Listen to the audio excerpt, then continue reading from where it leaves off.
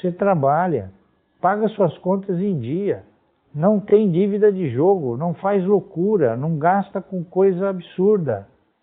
E mesmo assim, quando chega no final do ano, você abre o extrato, olha para o saldo e sente aquela sensação incômoda, a de que o ano passou, o esforço foi real, mas o patrimônio ficou praticamente no mesmo lugar. E aí vem a conclusão mais natural do mundo. O problema é que eu não ganho o suficiente. Não é isso. Eu comecei engraxando sapato no centro de São Paulo com 9 anos de idade. Não tinha pai rico, não tinha herança, não tinha rede de contatos que abrisse porta. Tinha o que sobrava depois de ajudar minha mãe a fechar o mês, que muitas vezes era quase nada. E aprendi algo que demorei anos para conseguir colocar em palavras, mas que nunca mais saiu da minha cabeça.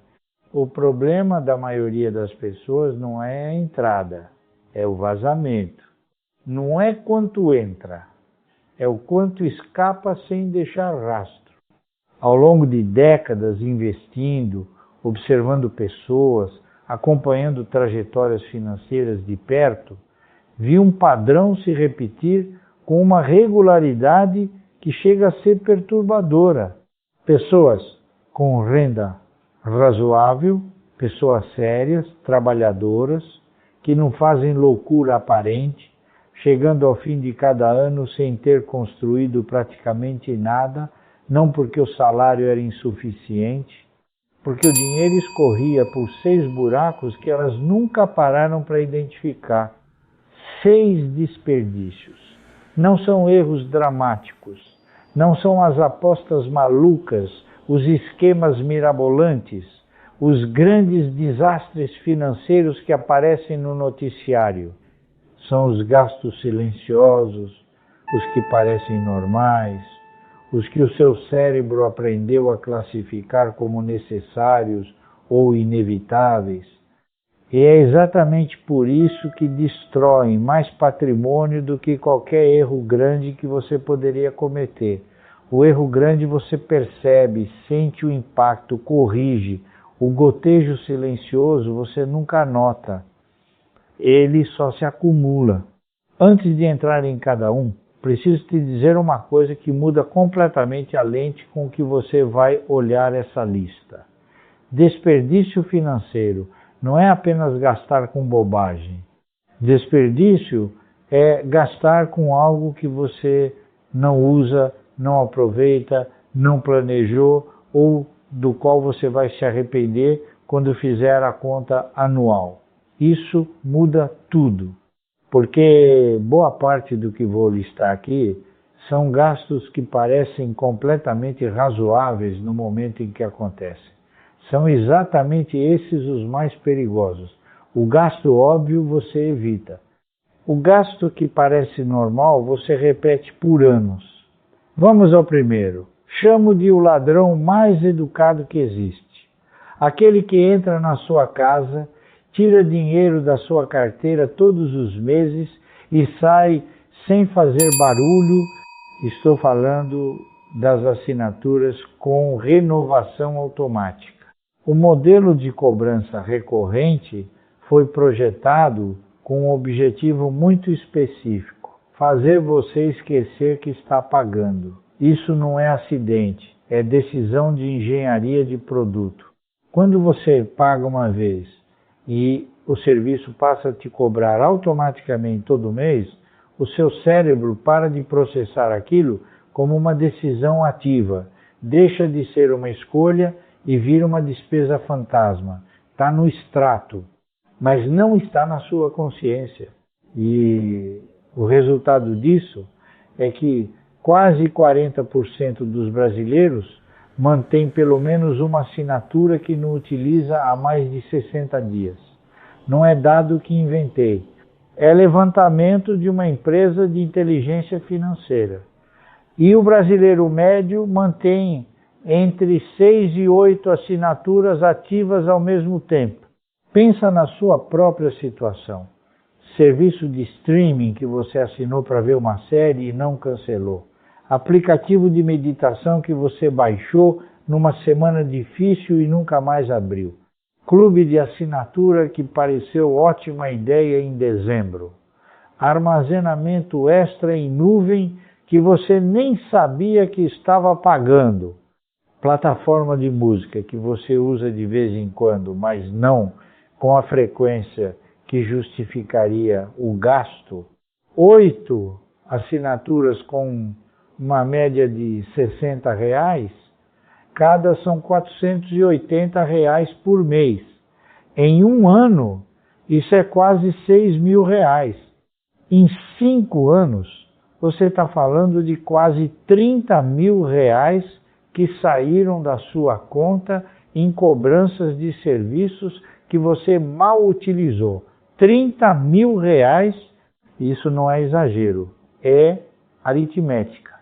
O que transforma isso em burrice, e estou usando a palavra com precisão, não é contratar serviços digitais, é continuar pagando por eles quando não os usa mais, simplesmente porque cancelar dá trabalho. O sistema foi desenhado exatamente para isso. O atrito do cancelamento é sempre maior do que o incômodo de continuar pagando. E a maioria das pessoas aceita esse acordo passivamente. Mês após mês, ano após ano, a correção é simples e pode ser feita hoje. Você abre o extrato dos últimos 3 meses, não amanhã, hoje, e sublinha toda a cobrança recorrente. Depois faz uma pergunta honesta sobre cada uma. Usei isso nas últimas 2 semanas? Se a resposta for não, cancela antes de fechar o extrato, não amanhã, antes de fechar. O tempo que você demora para cancelar é diretamente proporcional ao tempo que vai continuar pagando sem usar. Simples assim. O segundo desperdício é mais difícil de admitir porque envolve algo que parece legítimo. Envolve a vida social, os amigos, os momentos. Estou falando de sair sem limite definido. Então, e preciso ser claro antes de continuar. O problema não é sair. O problema é um padrão comportamental específico que se repete toda vez que a noite se estende além do planejado. Vi isso acontecer com pessoas ao longo de décadas.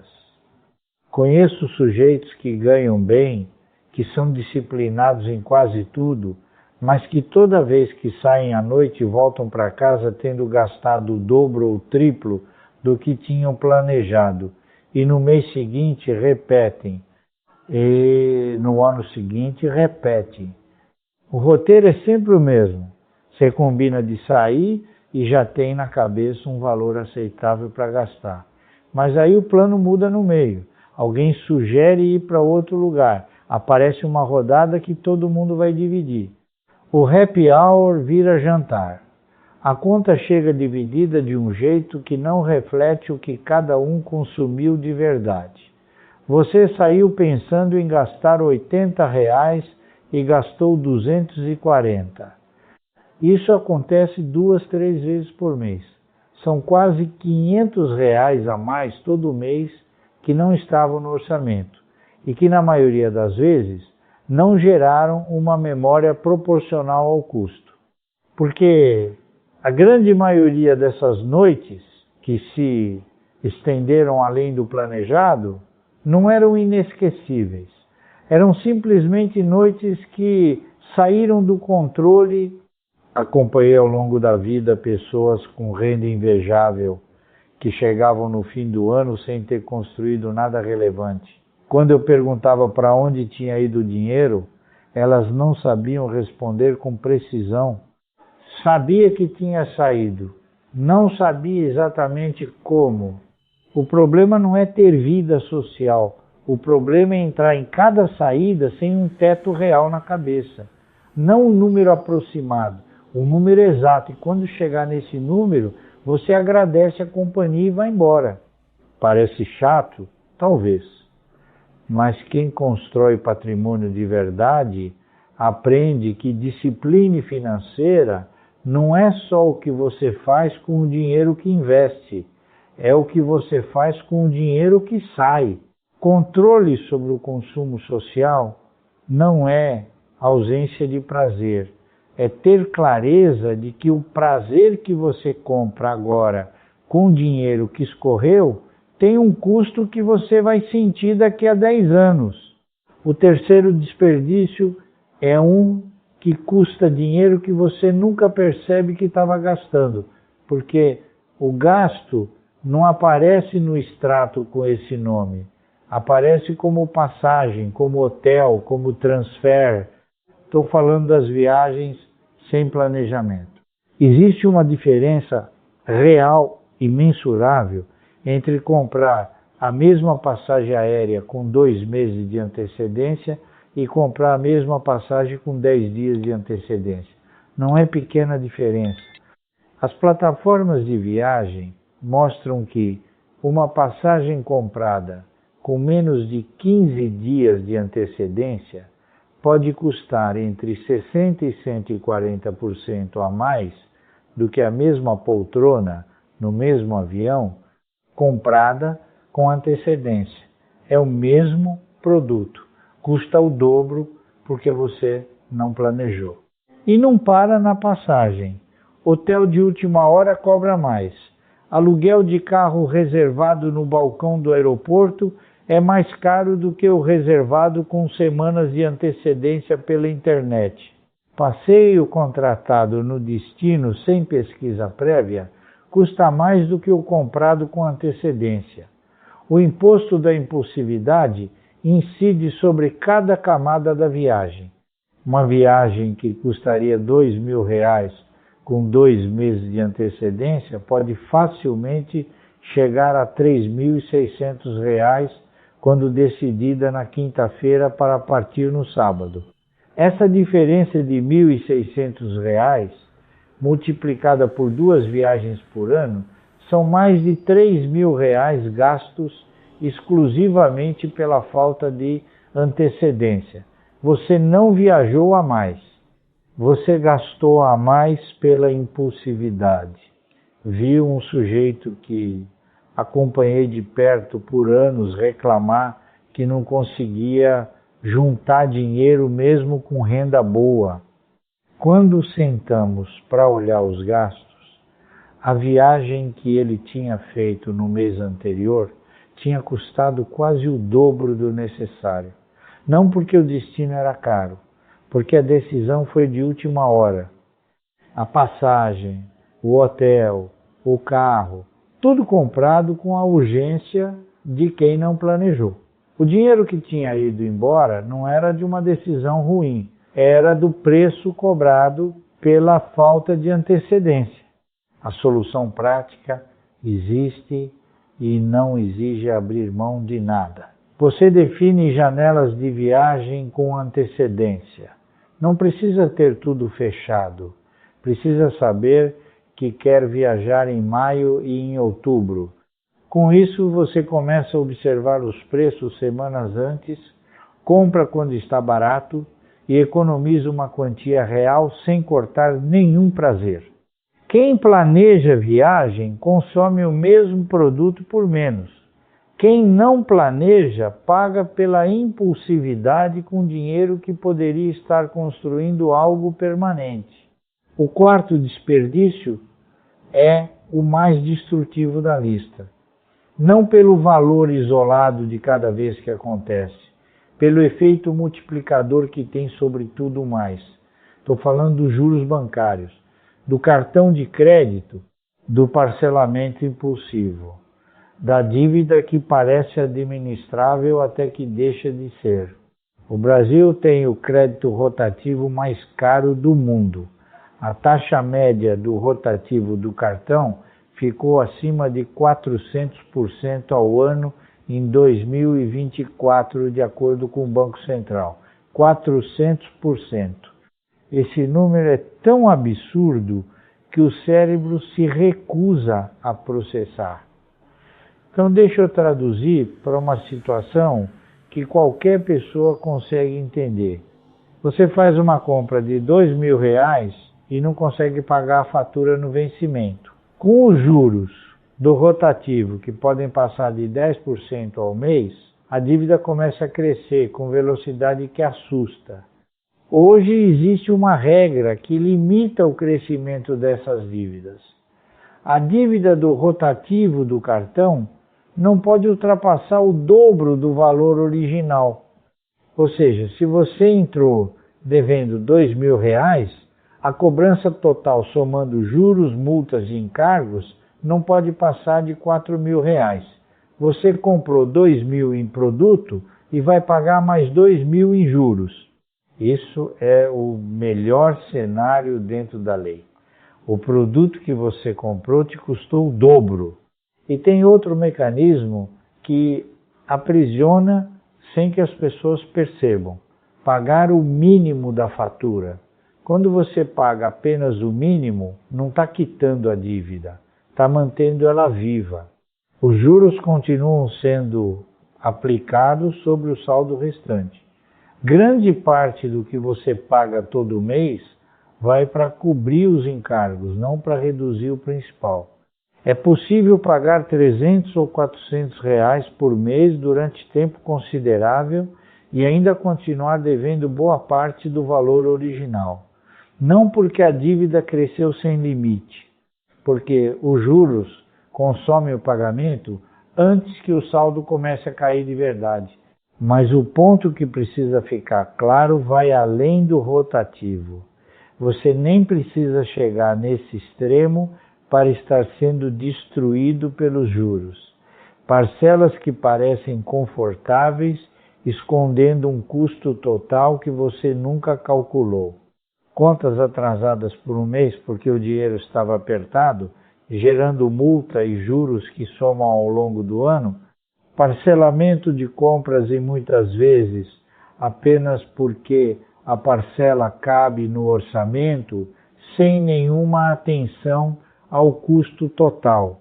Pagar juros é o único gasto que não produz absolutamente nada em troca. Quando você gasta com alimentação, você se nutre. Quando gasta com lazer, você descansa. Quando gasta com roupa, você se veste. Quando paga juros, você fica exatamente com o que já tinha, só que mais pobre. É o pior negócio que existe. E a maioria das pessoas faz isso todos os meses sem pensar duas vezes. Cresci vendo gente ao redor trabalhar duro e não construir nada. Uma parte desse padrão sempre tinha juros no meio. A dívida que parecia pequena no começo, que parecia administrável, que parecia temporária e que ficava. Enquanto a dívida ficava, o patrimônio não crescia, porque o dinheiro que deveria estar sendo investido estava pagando os encargos do banco.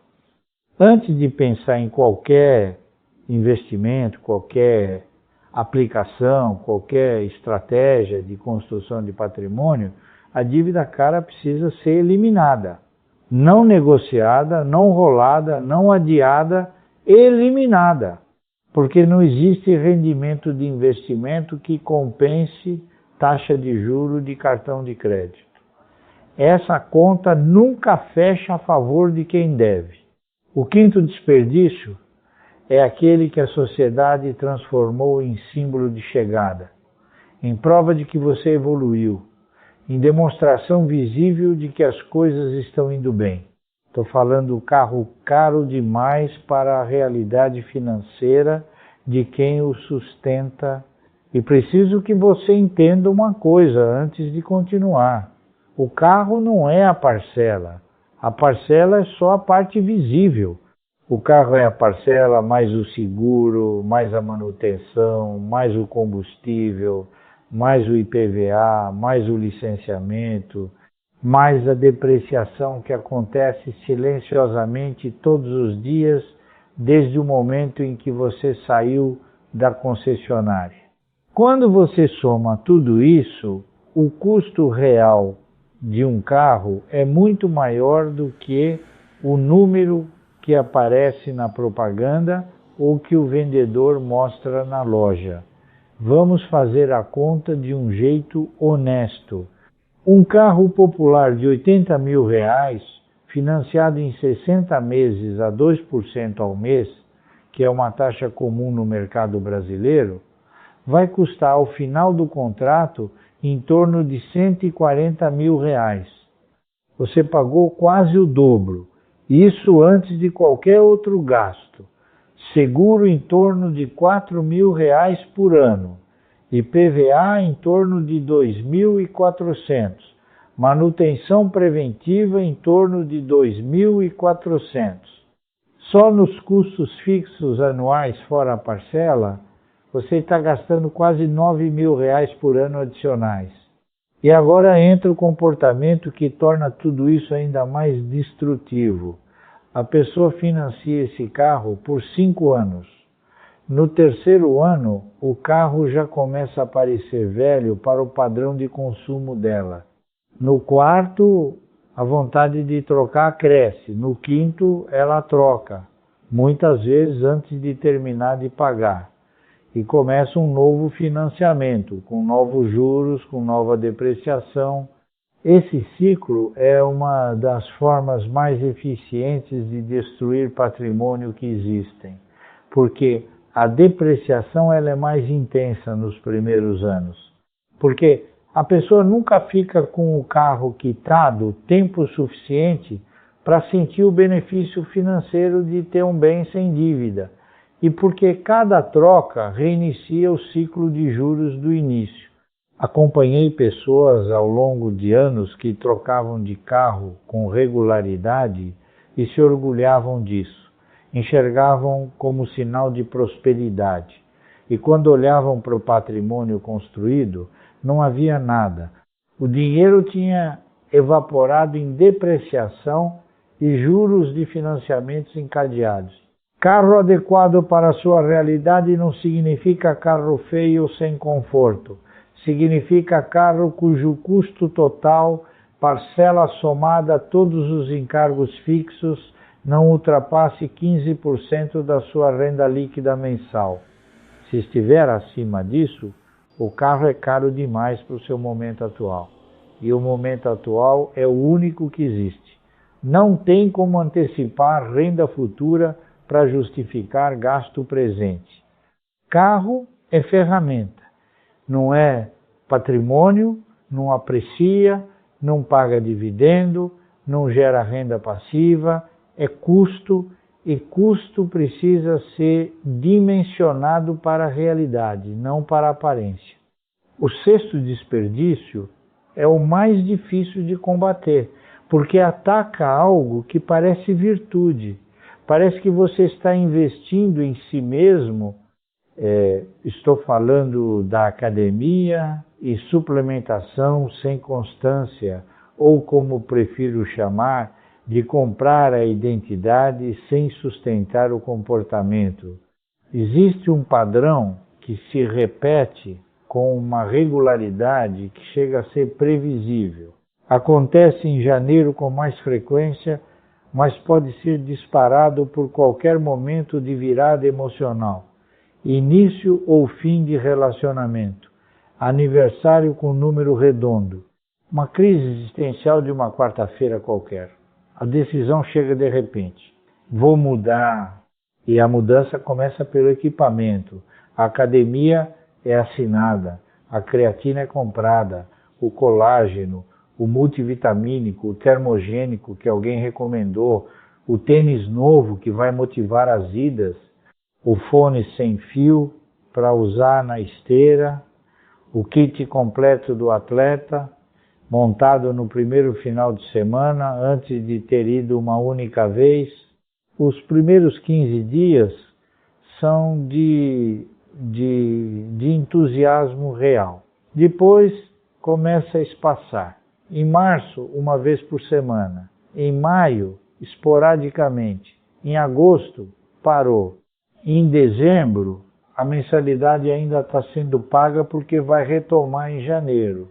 O resultado é 12 mensalidades de R$ 120, R$ 1.440, para ir, na melhor das hipóteses, 30 vezes no ano, R$ 48 por visita. Somando os suplementos que ficaram na prateleira, os tênis, os acessórios, você gastou entre R$ 2.000 e R$ 3.000 no ano para sustentar uma identidade que durou 3 semanas. Mas o ponto mais importante não é o abandono é consequência, o desperdício começa antes. Começa no investimento completo no ecossistema antes de provar para si mesmo que o hábito vai se sustentar. Antes de assinar a academia e comprar suplemento, fica 3 semanas fazendo exercício em casa, sem custo, sem estrutura. Se você conseguiu sustentar 3 semanas sem estrutura, vai conseguir sustentar com estrutura. Se não sustentou 3 semanas sem, a academia não vai resolver o problema. O problema não é a falta de equipamento, é a falta de consistência. E consistência não se compra, se constrói. O que as pessoas compram nesse ciclo não é saúde, é a sensação de ter começado. E essa sensação tem validade muito curta e custo muito alto. Agora preciso fazer uma conta com você, conservadora, honesta e um pouco desconfortável. Assinaturas que você não usa, R$ 200 por mês, saídas que saíram do orçamento, R$ 200 por mês, viagem sem planejamento, R$ 150 em média mensal ao longo do ano, juros e encargos bancários, R$ 180, estou sendo conservador. Carro acima do padrão da renda, R$ 300 por mês só nos custos que excedem o razoável. Academia e suplementos sem constância, R$ 120 em média mensal ao longo do ano, total. R$ 1.150 por mês. Em um ano, isso é R$ 13.800. Em 5 anos, quase R$ 70.000. R$ 70.000 que passaram pelas suas mãos, foram para o extrato e não construíram absolutamente nada. Não geraram nenhum ativo, não produziram nenhuma renda, não aproximaram você 1 centímetro sequer da independência financeira. Com R$ 70.000 você compraria um carro seminovo à vista e eliminaria anos de juros de financiamento. Daria uma entrada relevante num imóvel, construiria uma reserva de emergência sólida e ainda teria capital para iniciar uma carteira de investimentos em empresas sérias, que pagam dividendos de forma consistente, que trabalham por você enquanto você dorme. Você não teria esse dinheiro porque passou a ganhar mais. Teria porque parou de destruir o que já ganhava. Isso é o que eu aprendi observando décadas de trajetórias financeiras. Não é quem ganha mais que constrói patrimônio, é quem deixa de desperdiçar o que já ganha. A diferença entre quem chega aos 60 anos com patrimônio e liberdade e quem chega dependendo de benefício que pode não ser suficiente, raramente está na magnitude da renda. Está na atenção que cada um prestou ao próprio dinheiro ao longo dos anos. Vivi o plano Collor, vivi a hiperinflação, acompanhei crises que o noticiário anunciava como o fim do mundo e que varreram fortunas inteiras de pessoas que achavam estar protegidas. E o que sempre me impressionou não foi a crise em si, foi que a maioria das fortunas varridas não tinha sido destruída pela crise, tinha sido gradualmente enfraquecida pelos pequenos vazamentos de anos anteriores. A crise só terminou o serviço que o desperdício silencioso já havia começado. Conheço um empresário que por anos me disse que queria investir, queria construir patrimônio, queria ter renda passiva, ganhava bem, tinha negócio funcionando, mas no final de cada ano, quando a conversa voltava, o patrimônio não tinha crescido. Quando sentamos para olhar de perto, não era falta de renda. Era a soma de pequenas saídas sem controle, de assinaturas que ele nem lembrava ter, de carros trocados a cada 3 anos, de viagens decididas de última hora que custavam sempre mais do que precisariam, dinheiro que tinha entrado pela porta da frente e saído por 6 janelas abertas que ele nunca tinha fechado. Vi um sujeito que trabalhou durante décadas, chegou aos 50 e poucos anos com renda decente e quase nenhum patrimônio. Não tinha feito nenhum grande erro financeiro, nunca tinha apostado em nada absurdo, mas também nunca tinha prestado atenção nos pequenos vazamentos. E quando chegou a hora de pensar em aposentadoria real, descobriu que a construção que imaginava existir não estava lá. Esse padrão não é raridade, é regra. E é exatamente o que os 6 desperdícios produzem quando repetidos ao longo de anos sem correção. Agora preciso falar de algo que vai além da lista, porque entender os 6 desperdícios é a parte mais simples. A parte difícil é outra. O sistema foi projetado para extrair o máximo possível do seu dinheiro com o menor atrito possível da sua parte. O banco que te cobra juros absurdos no rotativo não está te prejudicando por acidente. Está cumprindo a lógica do negócio dele. A plataforma de streaming que dificulta o cancelamento não está com problema técnico. Foi projetada assim.